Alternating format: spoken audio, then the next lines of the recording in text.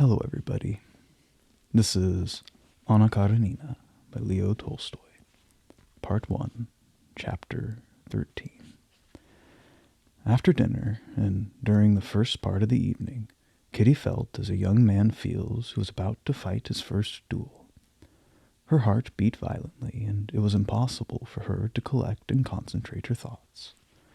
She felt that this evening, when they two should meet for the first time, would decide her fate. She saw them in her imagination, sometimes together, sometimes separately.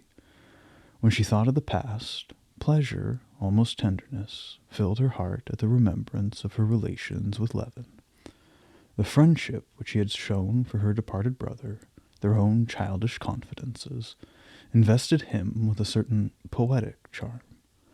She found it agreeable to think of him and to feel that he loved her, for she could not doubt that he loved her, and she was proud of it. On the other hand, she felt uneasy when she thought about Vronsky, and perceived that there was something false in their relationship, for which she blamed herself, not him. For he had in the highest degree the calmness and self-possession of a man of the world, and always remained friendly and natural. All was clear and simple in her relations with Levin, but while Vronsky seemed to offer her dazzling promises and a brilliant future, the future with Levin seemed enveloped in mist. After dinner, Kitty went to her room to dress for the reception. As she stood before the mirror, she felt that she was looking her loveliest, and what was most important on this occasion, that she was mistress of her forces, for she felt at ease and entirely self-possessed.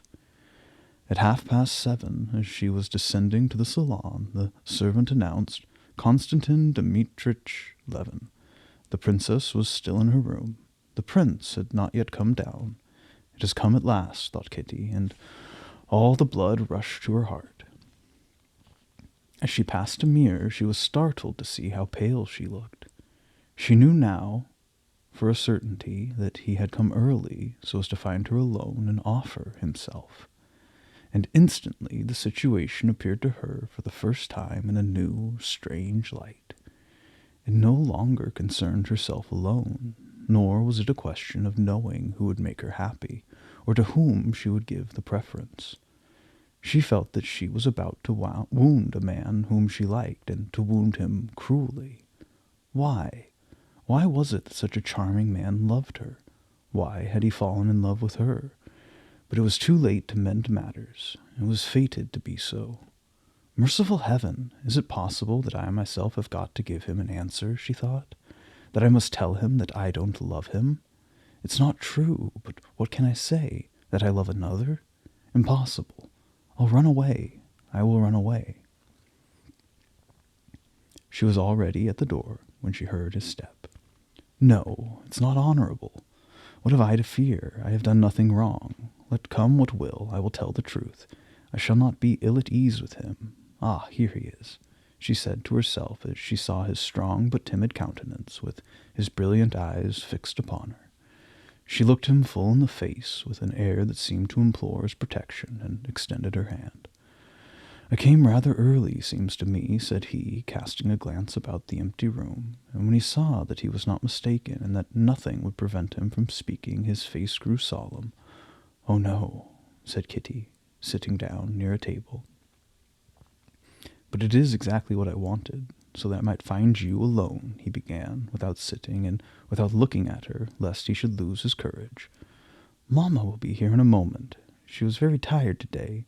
Today, she spoke without thinking what she said, and did not take her imploring and gentle gaze from his face. Levin turned to her. She blushed and stopped speaking. I told you today that I did not know how long I should stay, that it depended on you. Kitty drooped her head lower and lower, not knowing how she would reply to the words that he was going to speak. That it depended upon you, he repeated. I came for this, that be my wife, he murmured, not knowing what he had said, but feeling that he had got through the worst of the difficulty. Then he stopped and looked at her. She felt almost suffocated. She did not raise her head. Her heart was full of happiness. Never could she have believed that the declaration of his love would make such a deep impression upon her. But this impression lasted only a moment. She remembered Vronsky. She lifted her sincere and liquid eyes to Levin, whose agitated face she saw, and then hastily, "This cannot be! Forgive me!" How near to him a moment since she had been, and how necessary to his life.